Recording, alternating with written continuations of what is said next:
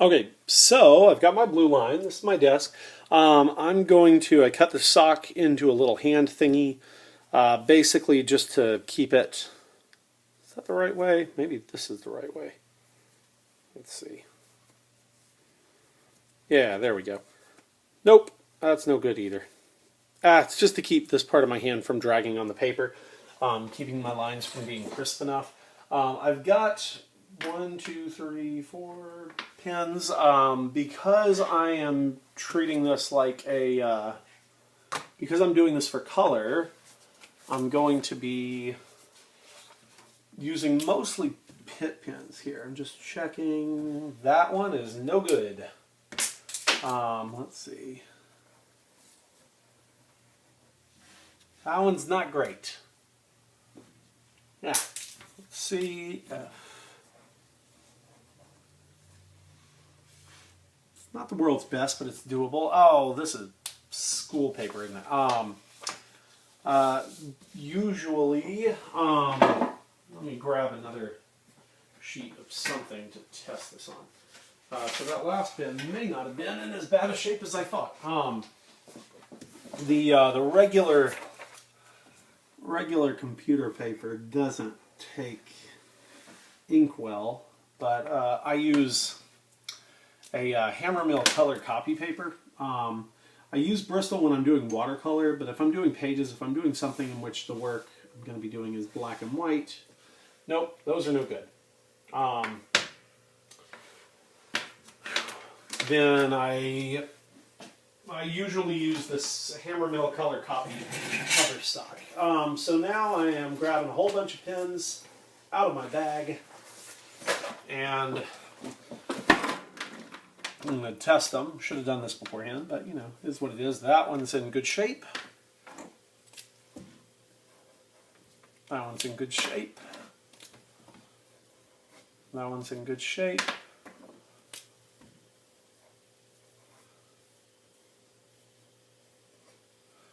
Yeah, let me see. What I really want is an M I can pull to the side. That one's good.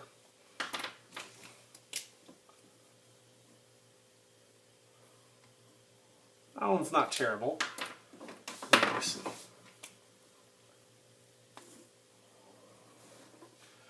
That one's good. And then is the F okay? The F is okay. Okay. And one of these, let's see. That'll do. Okay, so I'm more or less in okay shape at this point. I will need one more F just to be on the safe side. And that's beautiful. There we go. Okay, I like the pit pins because they do have a little bit of spring to them. As I said, I'm not using a brush in this particular instance, but this will give me a little bit of energy to the line that I'm wanting to use. So I usually start with any text that I have because I'm going to screw it up. I'll use M for foreground. This blade I'll count as foreground.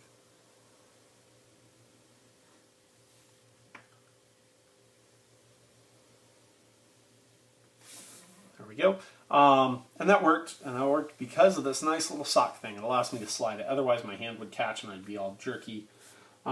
Tilts down a little bit more than I would like, but I'll chalk that up to, you know, it's a Spanish blade, it's doing something crazy, who knows. Okay, so I've got that part because this goes over these letters. Everything else the letters are going to go over. So, let's see.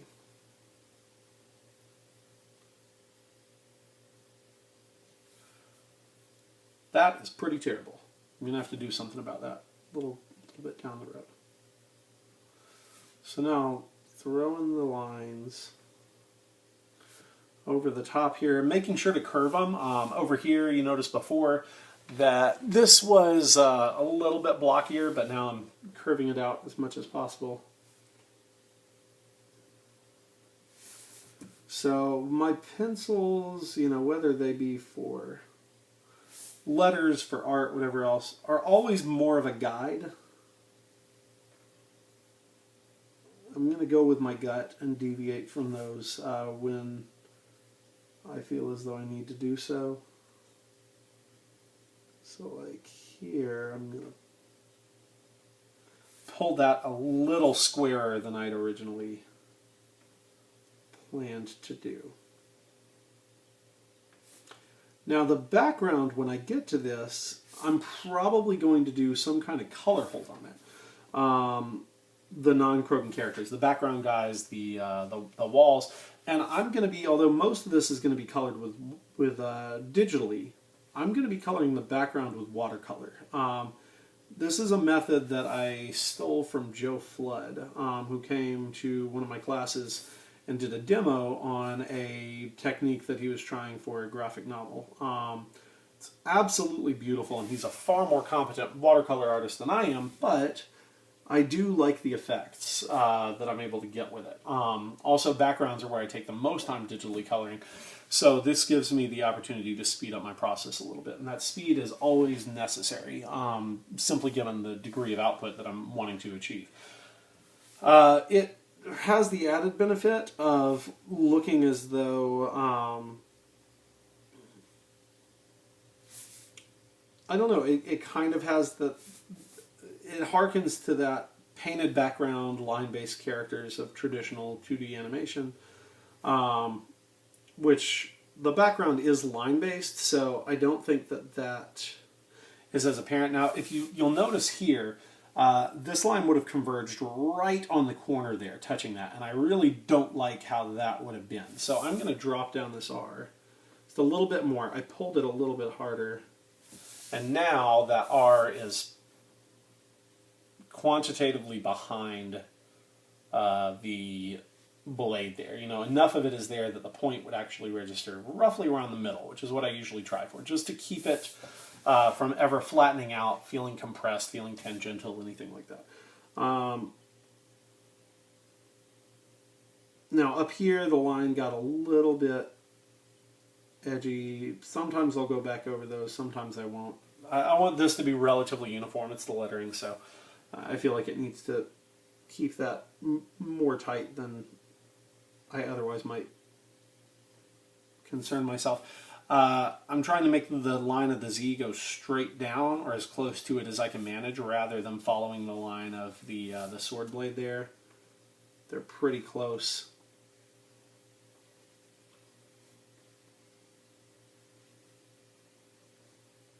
And I'm bringing this whole business down just a little bit.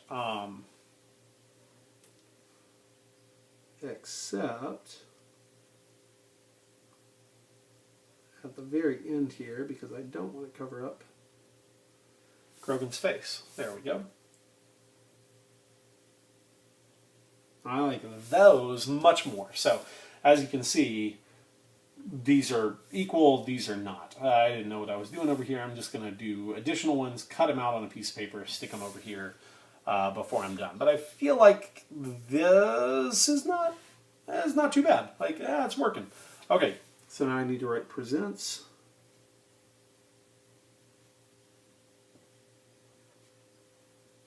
And that's probably a little bit big for everything else. So I'll likely shrink that down digitally. Let me write the written by here.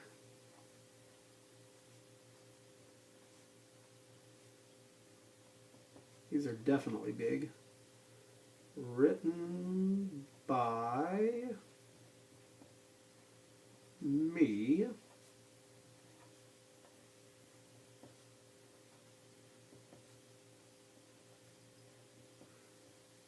And I have no guidelines whatsoever here. This is a little bit big. Yeah.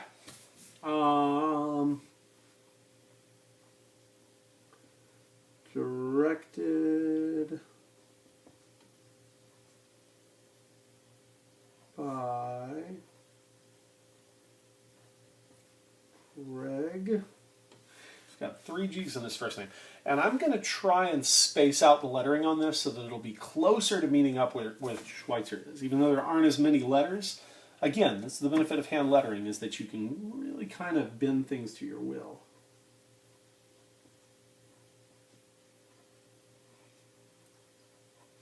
Tailor. So not that much to your wheel, and that actually looks pretty terrible. So you know what I'm going to do is I'm going to forget that this is even here.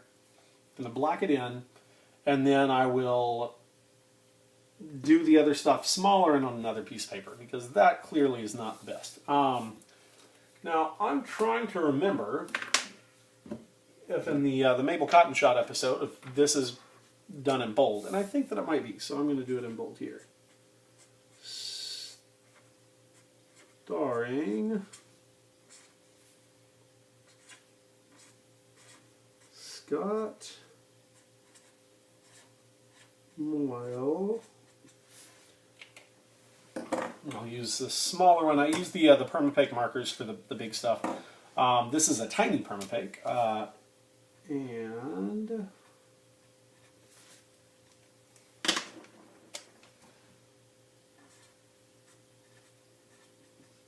Greg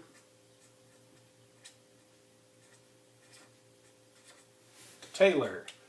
I'm clearly going to move that over. I may move it over in the original. I may cut it out and repaste it, just so that it looks a little bit closer. And I'm starting to skew to the side there. Sorry, I can't really see where the camera is at this point. Okay, now it comes time to do the actual inking. So I'm going to go in and start with Admiral Montero here. I'm going to close my lines. I didn't used to close my lines very much, simply because, I don't know, Bill Watterson influence in early childhood. But now I'll do it a lot more, simply because I know I'm going to be coloring this digitally, and I'm trying to make it as easy for myself as possible down the road. So here's some nice little ornate buttons.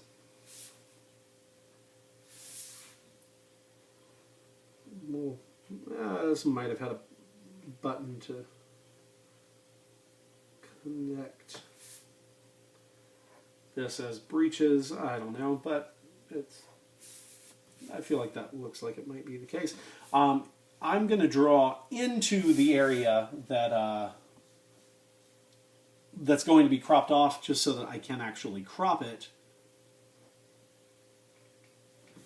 and not worry about having to meet up the lines down the road. I'm using an M size here. I'm going to be using an F on him. M stands for medium, F stands for fine. These these Faber-Castell Pitt pens are filled with India ink. I like them.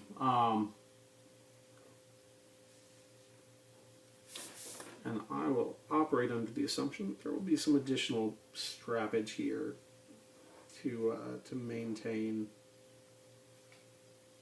the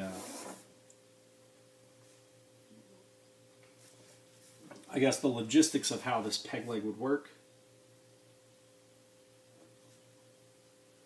So now is the part where I'm inking the peg leg.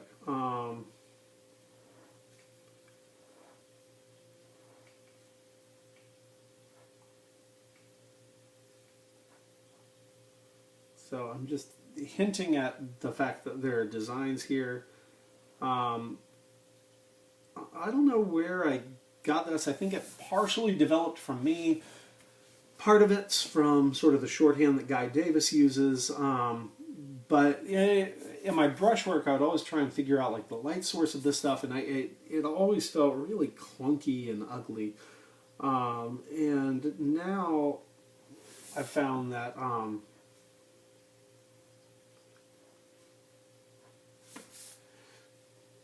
doing just these sort of simple designy bits give a good textural impression of what's going on without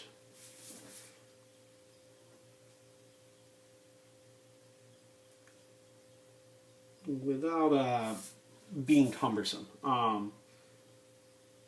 As I said, I do like them. Put a little band through here because again, this is going to be fancy. Is the part that I'm drawing even visible on this screen? I don't know. This is much higher up on the desk. I kind of have to lean over. It's a pretty big desk.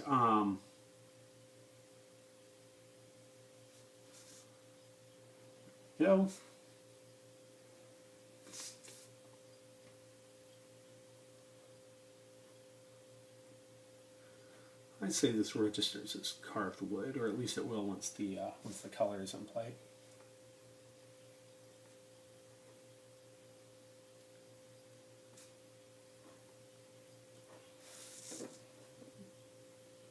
And here we go. I feel, yeah, I like that. I like the look of that there. Okay, so now it's time for the coat. Again, swinging off past the area that would be cropped. And let me see.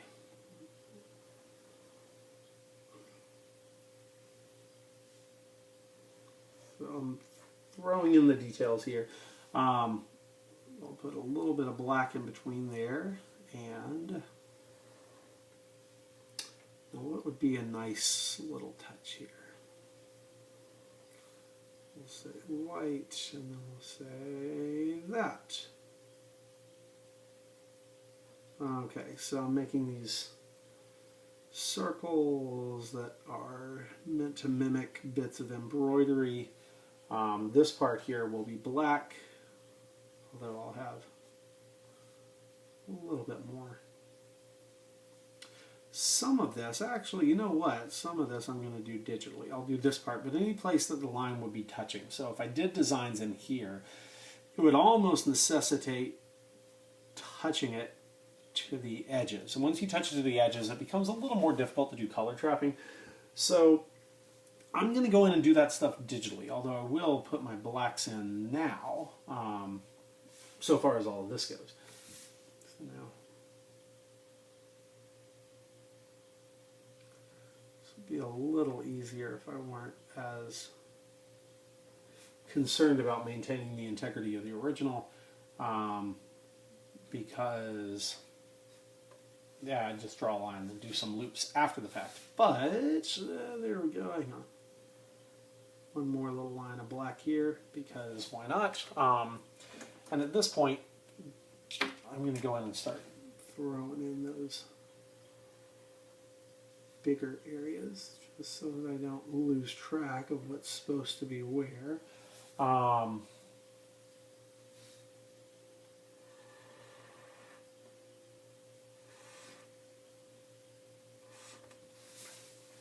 Yeah, that'll do. Also, knowing that this leg is going to be predominantly black, I want to go ahead and put that in before I do any like line weight hedging, which is something I usually do when I'm working in deadline, which is what this ostensibly is. I'll go in and add chunks afterwards just to give it a sense of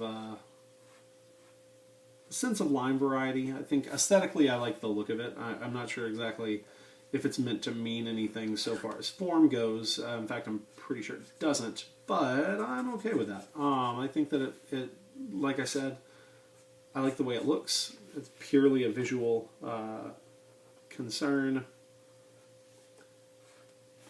And so I'll go out of my way to make sure that kind of carries across the appearance of the line stuff.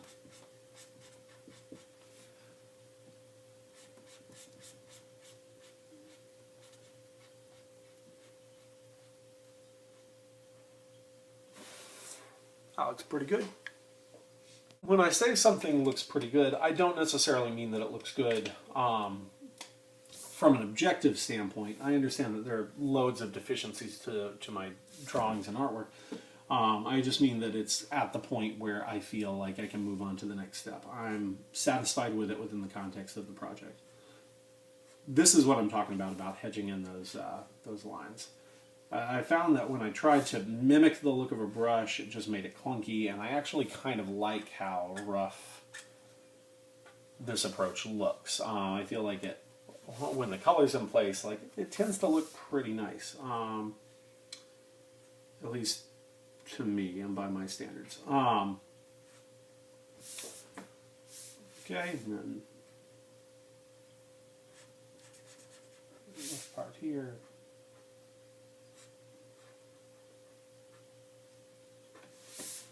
Okay, that feels pretty good. Okay.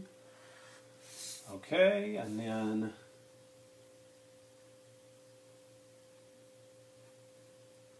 so all this stuff. Apologies, I ran out of memory there on the thing. I had to delete some of the videos that I claimed to have already deleted.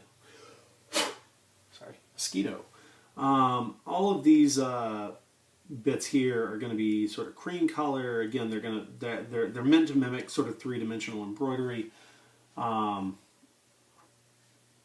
now I'm going around. This is the part where things start to feel like they're getting easier. I sure love inking. Inking is my favorite part because whereas there's thought to be employed, it is so much more intuitive. I always liken it to getting to sit down and play a song after spending a long time practicing your chords, learning the sheet music, that sort of thing. So here, yeah, he's starting to look okay. I'll grab my my size M again and get cracking on this thing. Okay. Where did this go? Uh-oh. There's meant to be a little bit of black space in there. I can go in and do that fairly minimally using that smaller one. And then again, wait, yeah, that's what I'm wanting.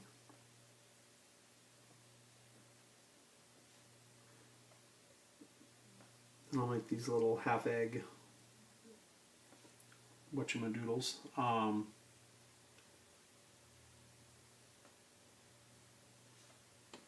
Okay, now just a little bit more black in here. This part.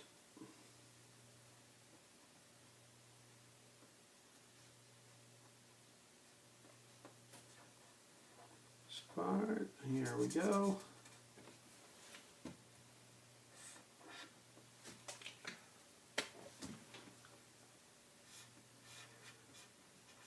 And I don't know specifically what's going to be here yet, but we'll figure that out. So it looks like this, and that there's just a lot of stuff. Maybe a little flowery type of things.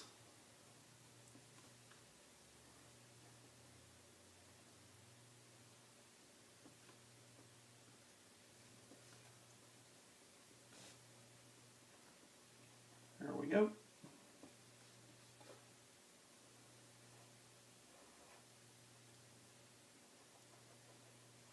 And that'll serve as the basis for his embroidery there. So now I draw in the other leg.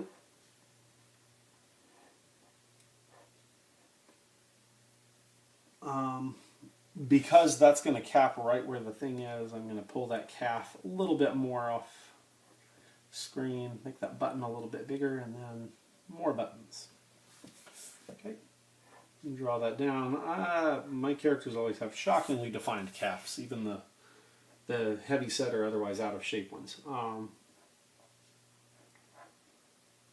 Calves, that's my Achilles heel. I do love drawing a good calf. Throw a buckle on there, because he'd probably have a buckle. And then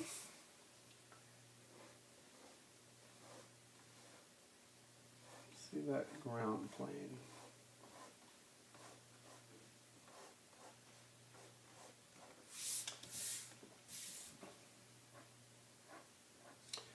And since this is cobblestones, we'll just throw those in there. It's mostly going to be black, and we'll see how that works in just a second. I feel like it probably will.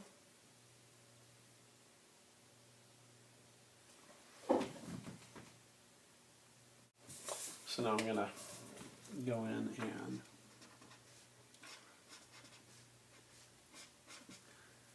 done cobblestones before?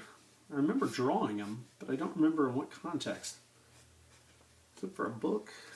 Are there cobblestones in one of the CROGAN's books? There might be.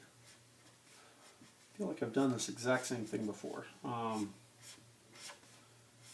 I should look and make sure that I'm not falling into routine. Usually I can remember when I've done something. Foreground cobblestones, pin like that. Yeah, I don't know. Okay. So again, this is very rough, but I kind of like that roughness. Like I'm growing to really like the casual or chunky nature of it.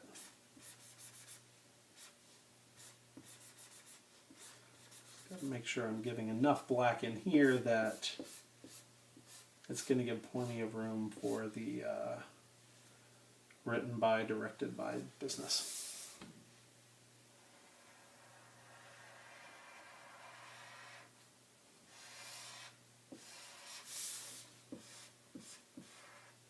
I keep pulling this out of frame, apologies.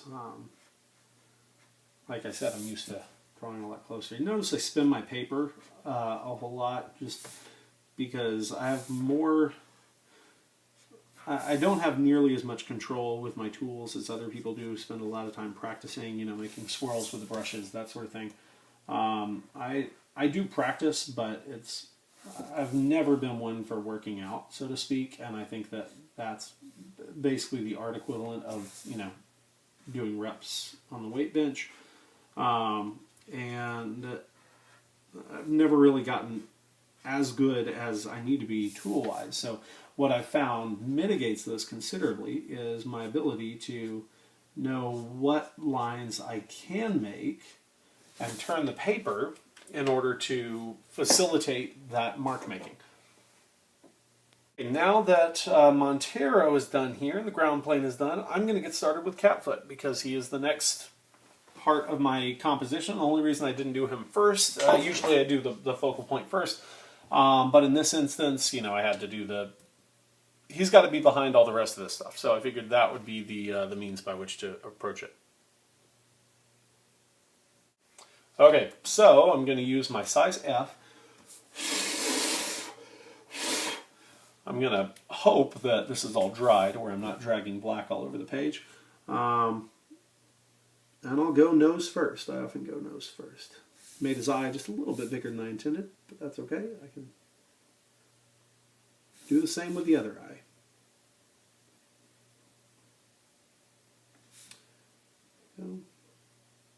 So he's smiling, but he's got a bit of a more angry eyebrows than I'd planned for. That's okay. Sometimes the characters choose the way that they are going to act. If I feel particularly strongly about it, which I usually do on a page, story-wise, you know, I'll go in and change that, redo it, whatever it might be. But in this instance, you know, as long as he's got that sort of cavalier pirate approach, it should be okay. All right, so I made sure the ear, again, that this front area reached halfway through the ear. I wish I had a means by which to quantify it properly. I don't know exactly how to say it. In order to avoid tangents, I basically think of something as being halfway through something else. This line is halfway between where the top and bottom of that bandana meet, for example.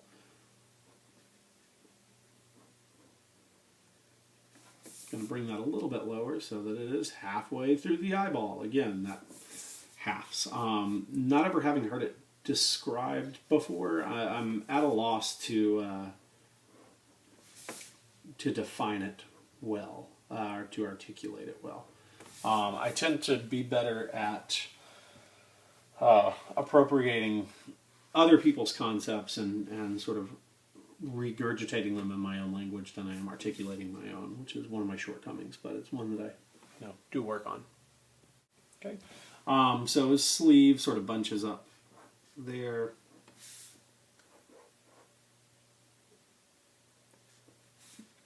And then I'll throw his gauntlet on. I'm going to give it a couple folds where the wrist would be.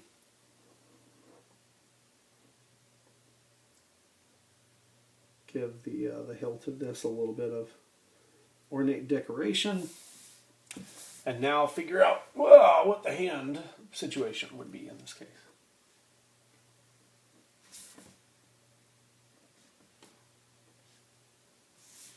there we go.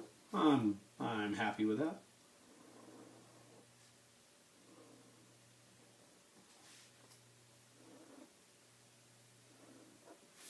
Make that come forward just a little bit in space.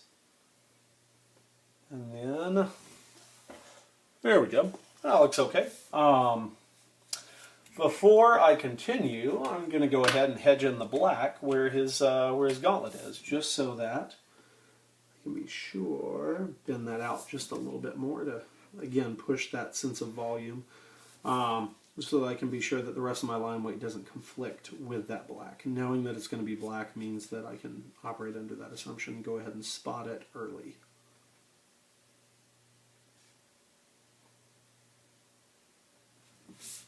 Throw a little bit of shadow in there just for some three-dimensionality. Same over here. Make sure that arm stays three-dimensional. Again, put that in before I put the rest. I know that no lines are going to hedge up against the other ones in an unpleasant manner. Okay. Now he's got, I have this little card of him that I made for the radio show. So this is the only way I really know exactly what he's wearing, because as I mentioned before, these characters change pretty regularly, and although I have his boat costume down easy enough because it's basically just culottes and a bandana, this gives me the means by which to determine what he's supposed to look like. I don't like that, but it is what it is. Okay, throw some necklace in there, make sure that it, throw a couple coins, a bar of something.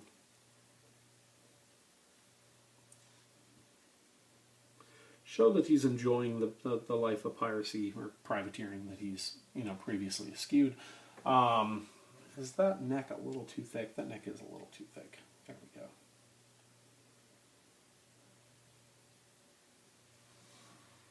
So,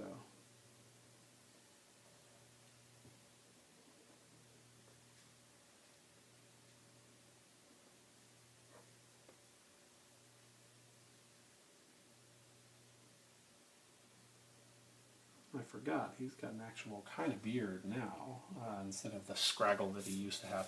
Oh, see, I'm doing the same thing here that I mentioned in the pencils, of making the characters bigger than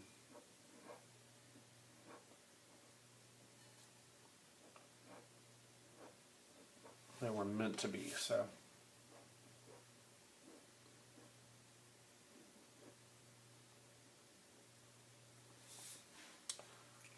Ugh, I don't know if I like him anymore. I'm having issues. Maybe it'll be better soon. Big part of these issues come from understanding the character. I do not understand the outfit as I drew it. I do understand the outfit as I designed it, but I was not paying particularly close attention when I was working on it, and that creates a problem. It makes it to where I'm having to figure out things as I go rather than having them at the onset, and that makes things very difficult. There's the buckle. Now that I'm actually looking at the character, I'm able to take a lot less for granted and sort of work comfortably with the sense of what this stuff is supposed to look like.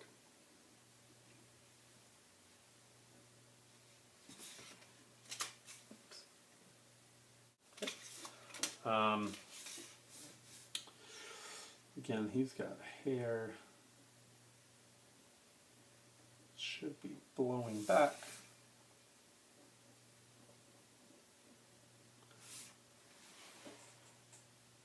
There we go. Downside with lowering that Z is that it took away most of my compositional space for the hair. Everything affects everything else, and usually I'm on the ball enough to plan ahead of time what that new interpretation is going to be, but in this case I did not. So shame on me. part of it's probably the talking. I'm dividing my energy up between the drawing concerns and the narration concerns, which probably isn't the smartest way to go about this.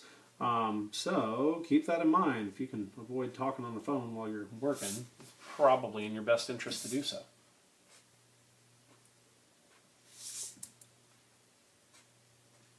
Whoa, smeared that finger just a little bit. You can always feel the ink sticking to your fingers when you're not paying attention and doing things poorly. Okay, so now throwing this, I've gotten to where, although I used to spot blacks in a sort of more heavy-handed manner, now a lot of time, not always, but a lot of times I'll leave a little bit of reflected light, mostly just to showcase that sense of form.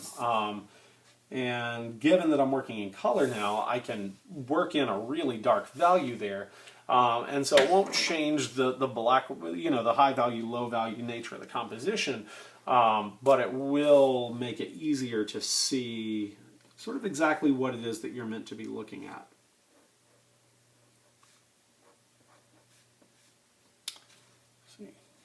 He just has a good thing there. There we go. Okay. Uh-oh, I'm using M again. I'm meant to be using F. Yeah, it ain't the worst. It's a lower line. I'm okay with that. Throwing the knee there. Those great calves. And then... there we go. Now that leg's coming forward. Now I made that foot a little bit bigger. Now it matches how crazy big the cuff of that gauntlet is.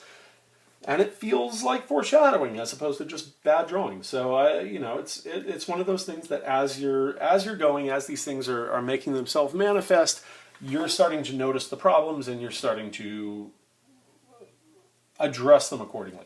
A lot of it is internalized. More often than not, they're happy accidents after the fact that you realize, hey, problem solved. And so, again, that's where the difficulty of narration comes in that you're trying to explain your process behind something and what you're meaning to do. And sometimes that forces you to think about that process maybe a little bit more than you otherwise would and leave yourself less open to accepting fate's little quirks, the happy mistakes that your drawing allows itself to make, or that you will allow yourself to make in your drawing if you are free enough with it to let those things come out. I like to think that I'm haphazard enough with the drawing that that's a positive that comes from it, as opposed to me just being haphazard with the drawing and thus ineffectual as an artist. But that may just be self-justification. But that's 90% of being an artist is probably self-justification. So there you go. Throwing just that little circle. I don't know. I saw that circle in middle school, probably on like a Sentinel's helmet or something. And I'm just like, oh, so that's something that's slick. So this is slick leather as opposed to the coarser leather of the upper leather.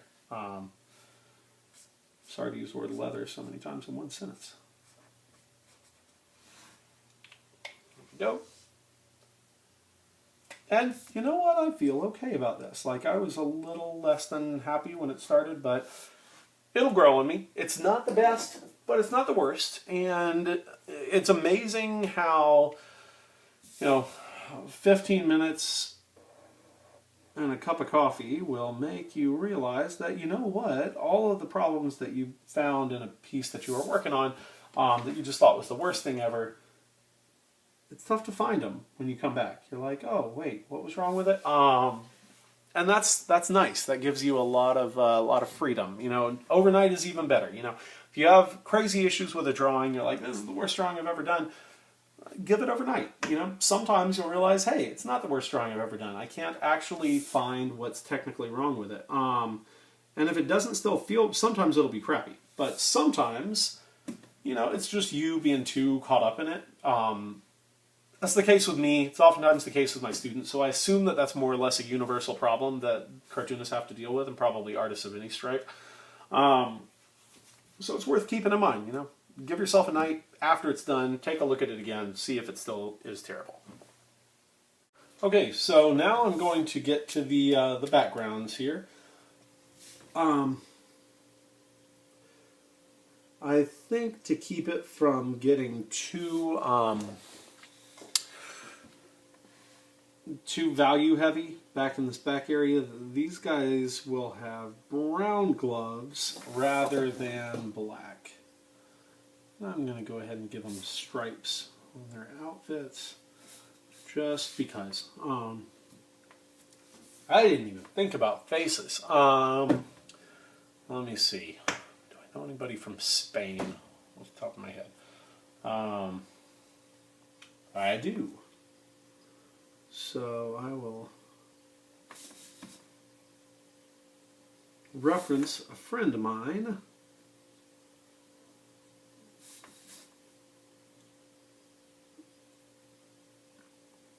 in the drawing there.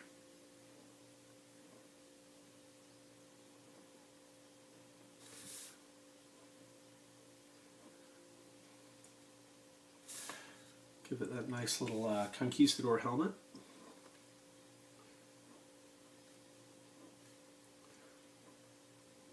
Straps here, if I'm not mistaken.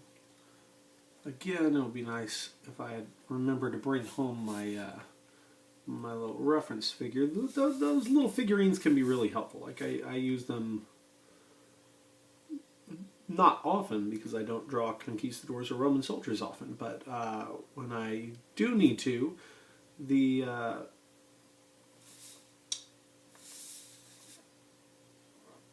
I'm having to move a little bit away from what the original line of the sword was because I put the handle down here, so it had to come up more like this. Just because, you know, there is armor in play. Armor has mechanics to it that is sometimes easy enough to forget. Dagnabbit, how does it work? Stuff on the side. We'll stay at stuff on the side. I think it's like hip cover stuff. So, yeah, there we go.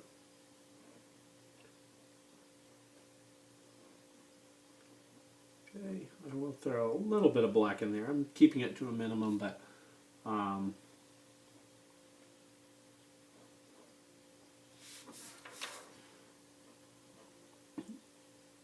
do want to give at least a sense of how the light and shadow works here. Okay. So those Carezos there do play a part in the story, the fact that these guys are armored, so I did want to make sure that that came across in the design. It's been a while since I've written these stories, so there's a better than average chance that I'll have forgotten pertinent plot information that the design requires. I will be doing a series of illustrations for these. Eventually they'll be collected into a book. With the radio scripts. Again, another face. Let me give this guy a broader nose. Mustache and beard.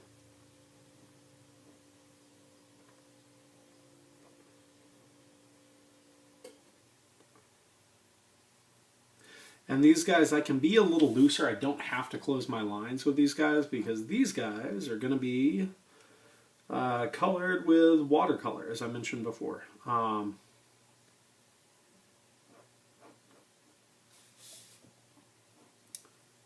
I was saying something and I've lost my train of thought. Apologies. Oh, the details of the plot.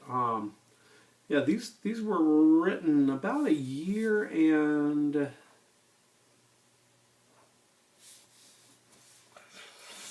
2 months ago, maybe something like that. I had to have them in by the end of January, and I had the opportunity to go up and do the recording in February. So I went up to Canada for this, and got in Toronto, and it was wonderful because I'd never been to Canada before, and luckily we arrived right in the midst of a small blizzard. Snow was flying everywhere, the plane couldn't land, which is exactly what I want with Canada. I like for places to maintain their stereotypical weather qualities, and so for Canada being the land of crazy snow, that just gave me the sense that I was in the right place, which was nice. I enjoy that sort of thing. So now I'm doing the buildings here.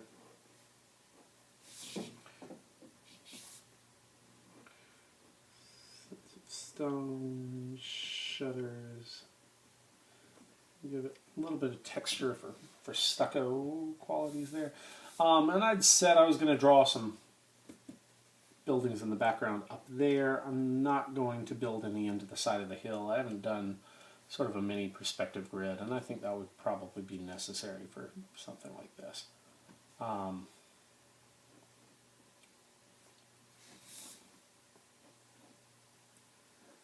in a couple little arches here.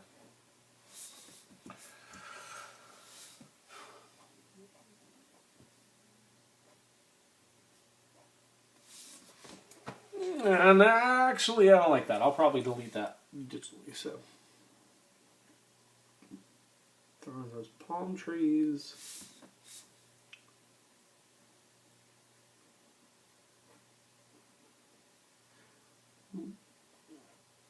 With these pens, I don't have to spin the paper as much, but I still like to pull lines towards me and draw towards myself. So, you know, I'll start up here and bend it down. So whatever sort of facilitates that is usually the way that I go.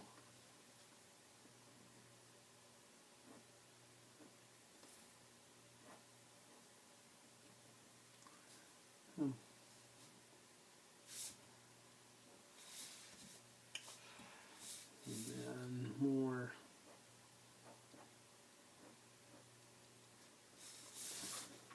buildings here, more background. And I'll be a little texture heavy with this stuff because,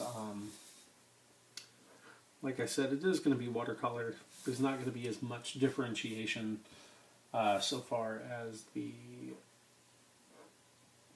colors go, so it's important that I put as much visual information to keep it from getting stagnant in here as I'm able.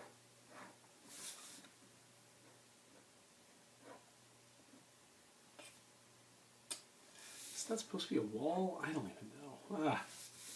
That's no good. Again, usually I have a much clearer idea as to what I'm meant to be depicting here, but because this is the first illustration, this is basically like almost to a degree concept art for the story. This is, you know,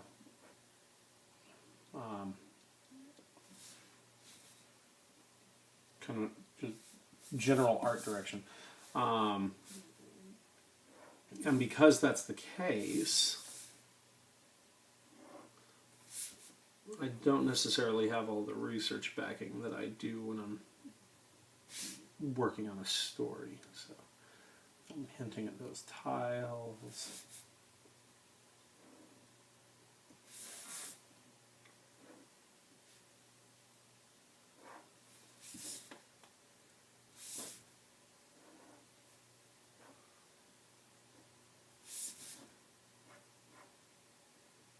A little bit of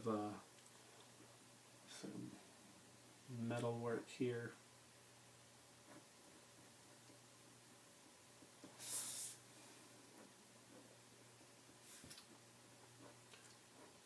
Throw a couple shutters in.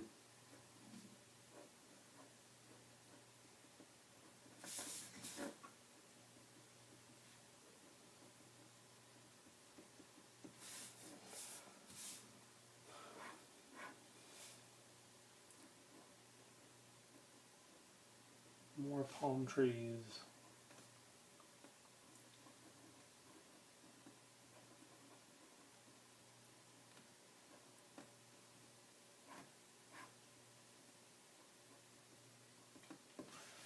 And then another tile roof here.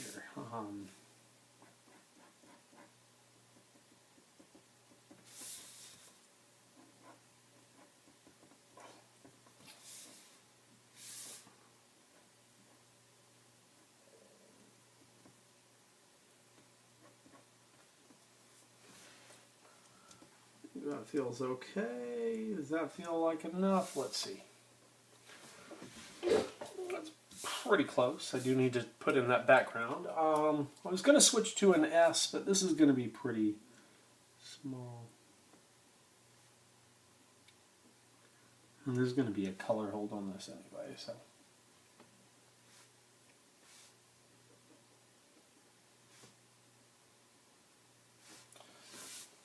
There we go, Tropical Paradise. And, oh, it's not quite done. Still have a little bit left to do, not much. I'm going to use this smaller one to do these lines just because the stuff is, in theory, a little bit smaller.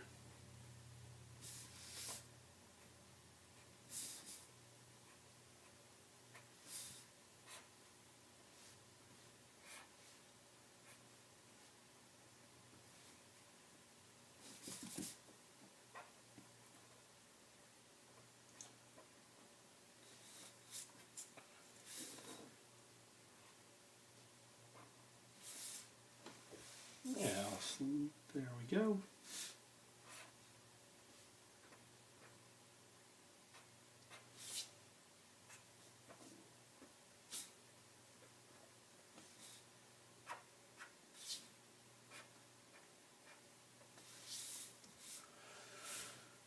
Okay, am I gonna lose that one? Oh, Jiminy Christmas. I'm gonna have to lose all of these because they are not remotely on the perspective of the other ones. So, actually, I'm gonna curl that one so that it is on that perspective. So now that one's curled, I can get away with it. But these should be sort of following this ground line, and they are pointing way up here. So you know what? I am just gonna delete those because woof. And I will probably go back in and delete them in the, delete them in the original art using whiteout. But I'm going to go ahead and move to color because I want this to be as complete a tutorial as possible, and I don't want to get wrapped up in the minutia of the original. It's easy to get lost in the concern over the original. More so than what the final image is going to look like. And so I'm going to try to avoid that today. Oh, wait, the cat foot CROGAN business. I do need to put that in there.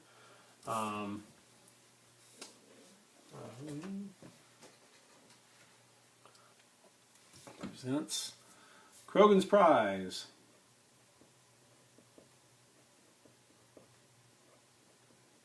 Featuring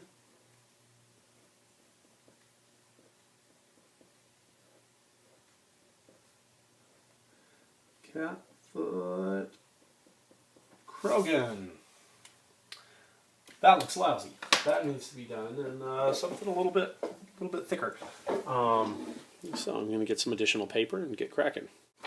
Okay, so move this in.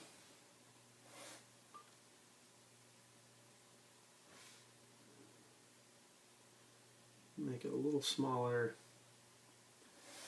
And you know what? To remember what the other one looked like, I am going to go grab a print because I did get a few printed up. So now I can look at it and get a clear indication as to what my expectations are. So all of this is actually bold. The only thing that's not bold is presents, which should, as I thought, be a lot smaller. So let me try this again.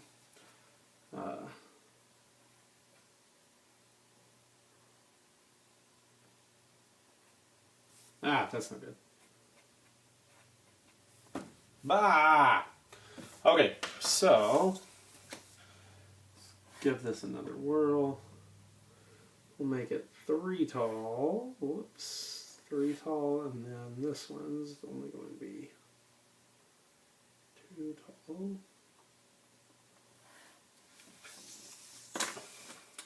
So the featuring will be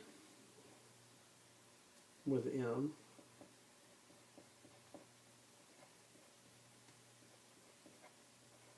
Featuring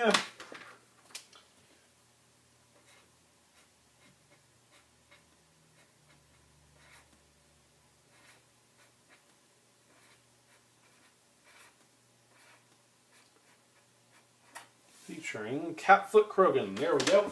Let me grab my scissors, which I recently displaced. I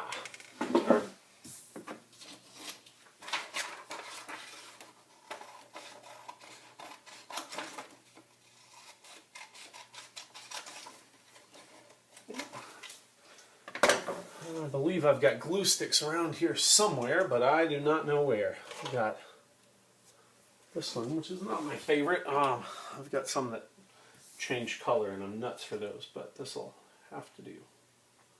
Or are they in that bag? They might be in that bag. Either way, this will serve, I reckon. So I'm going to put this up here, featuring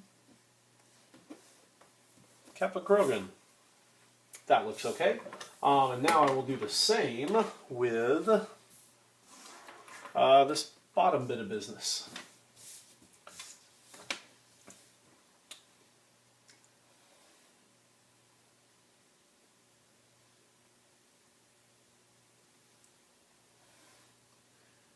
Make it one line for me, one line for Greg.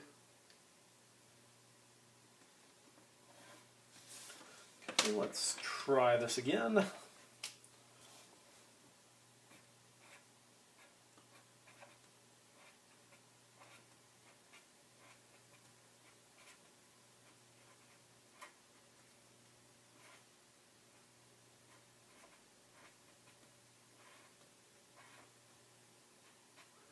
So I botched that G. Yeah, I'll fix it. Okay. Corrected by Greg Taylor.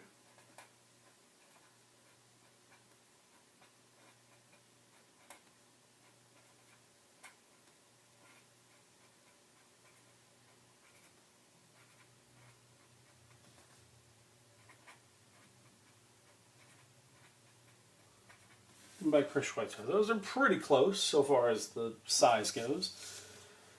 And then I need a longer one.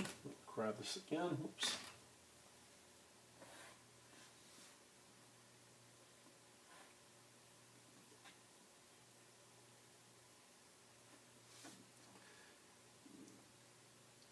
And Scott and Greg's names are both fairly short, which means probably going to have room for somebody else. Christopher Mott played Tom Dander and did a darn fine job of it. He has nearly as many lines, if not more, as the scene-stealing Admiral Montero. So, if I have room, I'll just put, starring Scott Moyle and Greg Taylor with Christopher Mott.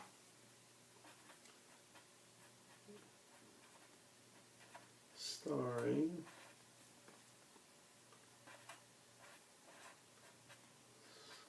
Scott Moyle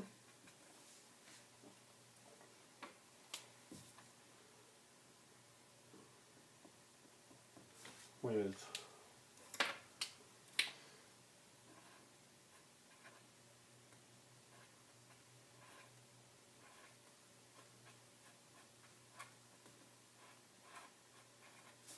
Greg Taylor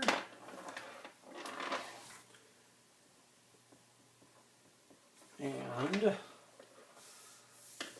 no, I'm not keeping in mind the considerations of faith. So let's try this again, shall we?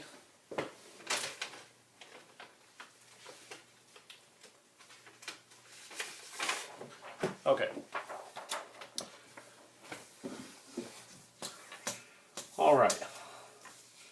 make this a little bit closer to what the size expectations will be, since I would rather not scale up if I can help it. Sorry, I have a pin in my teeth.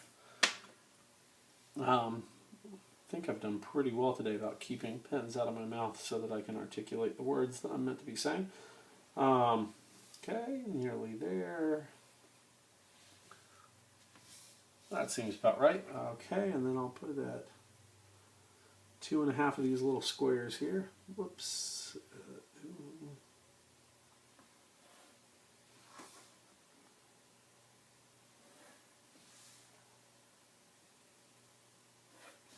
Okay, so let's try that again, shall we? Okay.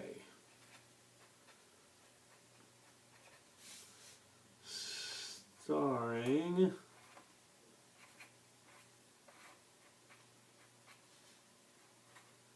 Scott Moyle, who also did the voices of Hatterberg and Heart of Mabel Cottonshot and a number of other characters in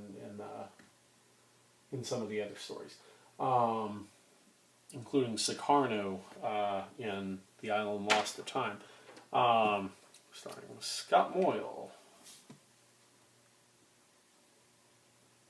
with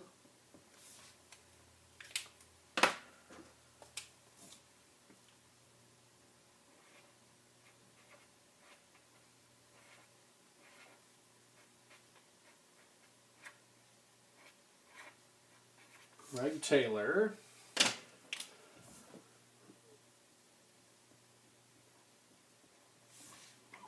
and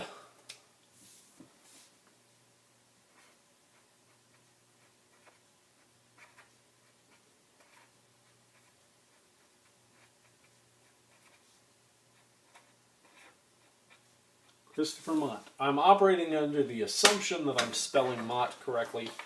I will check that before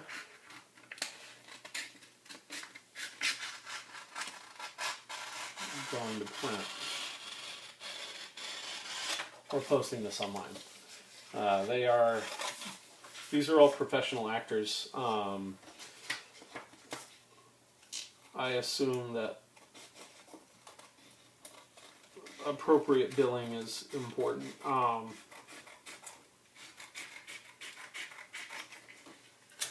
There we go. Okay, let's see. Yeah, that'll do.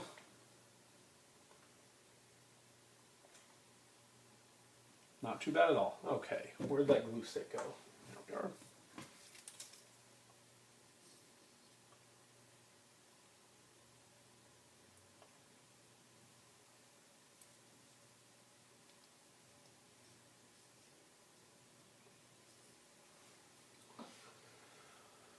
And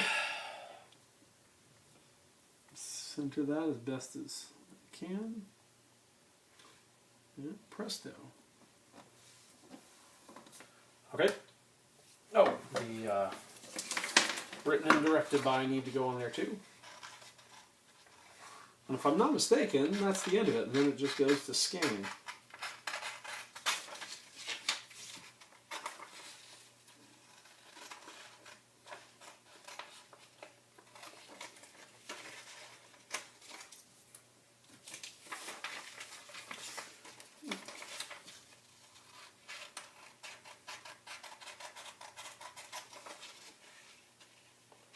Oh, dagnabbit, it doesn't say a CROGAN adventure anywhere.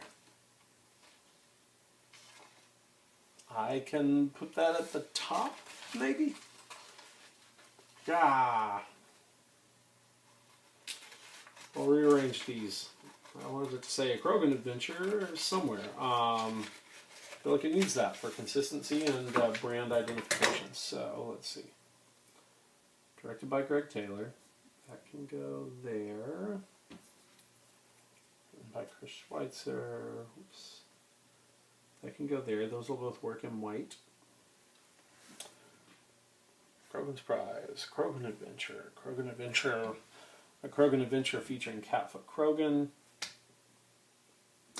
Bah! That's what it'll need to be. Okay. So let me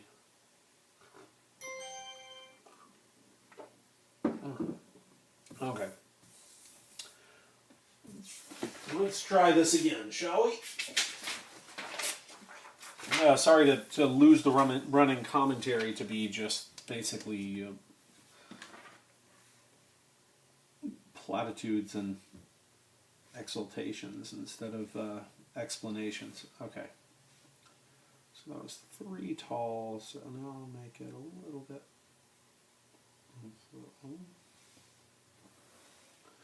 A CROGAN adventure.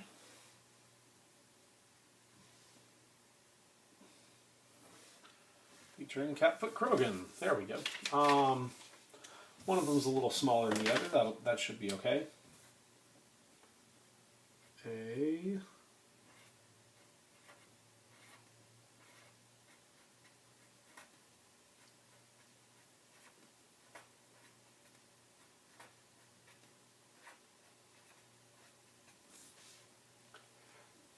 CROGAN adventure.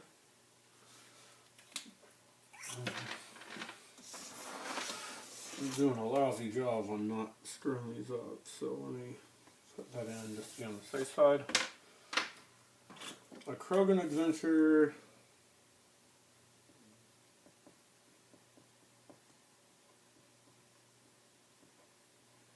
Featuring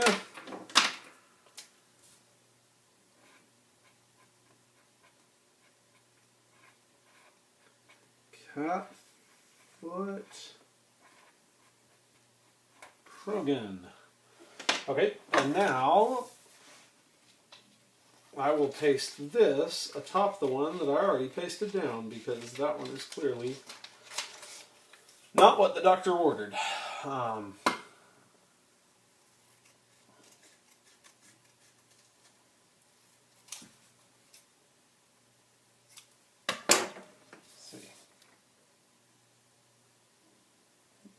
Good as new. If I can just find where I put the glue stick. Okay.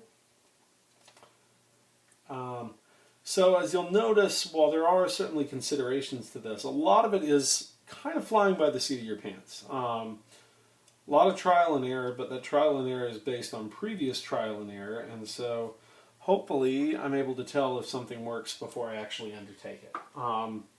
That's obviously not the case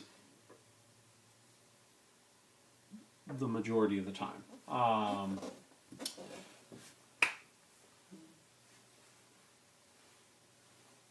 Okay, yeah. Where'd the other one? Is this it? Here we go. Written by Chris Schweitzer. Well, the Greg's needs to go down first. And I just lost Greg's. There we go.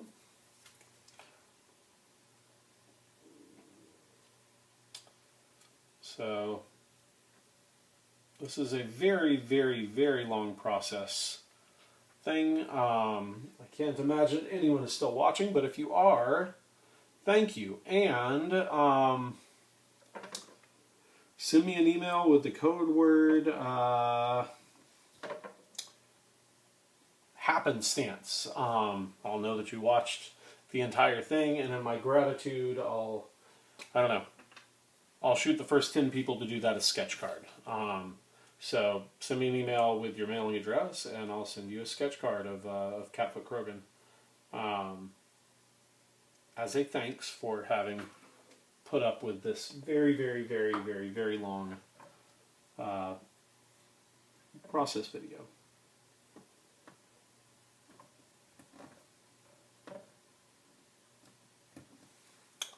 Okay, so that's it. That's the whole thing so far as the art goes, the black and white art. Okay, now it's time to go to the computer. Dun, dun, dun!